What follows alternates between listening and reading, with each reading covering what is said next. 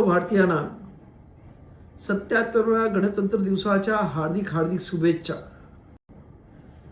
परंतु या शुभेच्छा देत असताना या इथं असणाऱ्या महाराष्ट्राच्या एका मुजोर मंत्र्यानं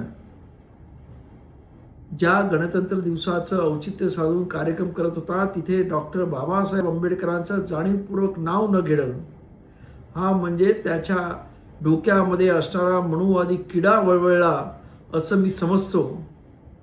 आणि त्यामुळं अशा माजुऱ्या मंत्र्याला माझी मुख्यमंत्र्यांकडे मागणी आहे की ताबडतोबीनं आपल्या मंत्रिमंडळातून हकालपट्टी करा।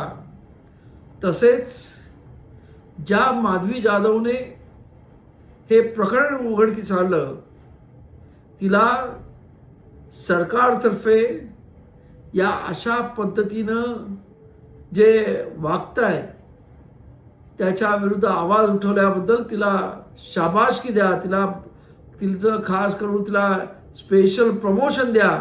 कारण संविधानाचं रक्षण करण्याचं आणि संविधानकर्त्याचं खऱ्या अर्थानं नाव उज्ज्वल करण्याचा प्रयत्न तिने केलेला आहे। आणि मी माझ्या या छोट्याशा मुलाखतीत सांगतोय की रिपब्लिक सेना पूर्णपणे ताकदीने तिच्या मागे माधवी जाधवच्या मागे उभी राहील।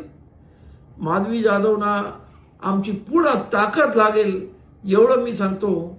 आणि आंबेडकरी जनतेने सुद्धा माधवी जाधवच्या पाठीमागे ताकदीने उभं राहा। खरी भीमकन्या आहे आणि खऱ्या अर्थानं बाबासाहेब आंबेडकरांचा विचार ती घेऊन चाललेली आहे। त्याबद्दल तिला माझा क्रांतिकारी जय भीम।